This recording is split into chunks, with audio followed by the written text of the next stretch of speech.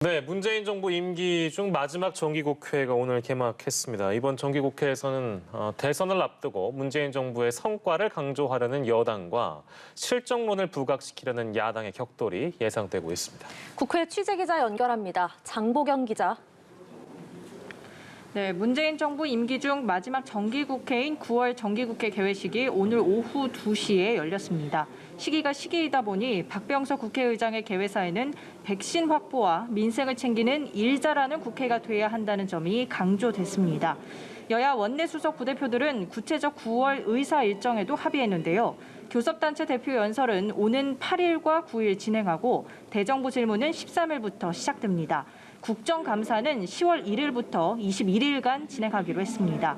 국정감사에선 문재인 정부의 성과를 부각하려는 여당과 실정론을 강조하는 야당의 한판 승부가 예고돼 있습니다. 9월 정기국회 또 하나의 핵심 쟁점은 언론중재법입니다.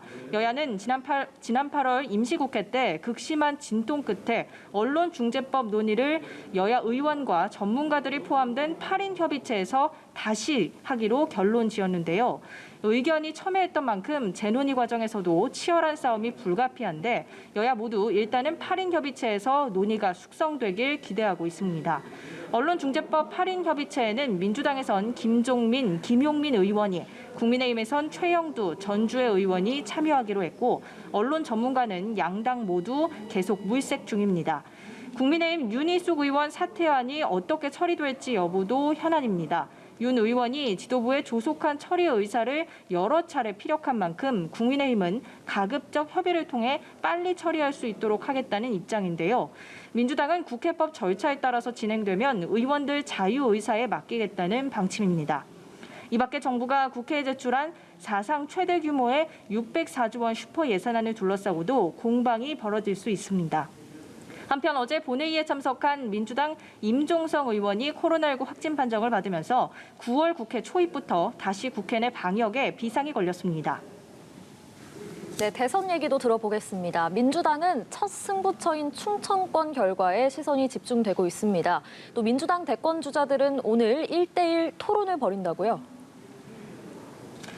네, 어제부터 권리당원 온라인 투표가 시작된 민주당은 대선 후보 선출을 위한 대선 경선 레이스가 한창입니다. 대전 충남에 이어 오늘은 세종 충북 지역에서 당 대선 후보 선출을 위한 권리당원 온라인 투표를 시작했는데요. 이 충청이 판세 가늠자로 여겨지는 만큼 각 캠프는 충청 민심 공략에 사활을 걸고 있습니다. 민주당 대선 경선 후보들은 오늘 오후 5시 지금까지의 TV토론과는 다른 1대1 형식 토론에서 격돌합니다. 총 3라운드로 3개의 조로 구성됐는데 양극화 해소 방안 등을 주제로 맞붙습니다. 특히 이재명 후보와 송두환 국가인권위원장을 둘러싼 무료 변론 의혹을 놓고 청탁금지법 위반 공방이 격화되고 있어 자유토론에선 이 부분을 둘러싼 설전이 예상됩니다. 예, 국민의힘은 대선 경선 예비 후보로 모두 15명이 신청을 했는데요. 오늘 일정들은 어떻습니까? 윤석열 국민의힘 대선 경선 예비후보는 오늘 대한노인의 중앙회를 방문해 노년층 표심 공략에 나섰습니다.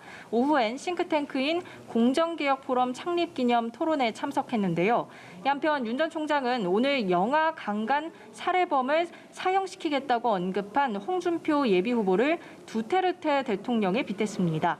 이에 홍 의원이 문재인 대통령이 두테르테이고 귀하는 두테르테의 하수인이었다며 SNS에서 즉각 반박에 나섰는데요.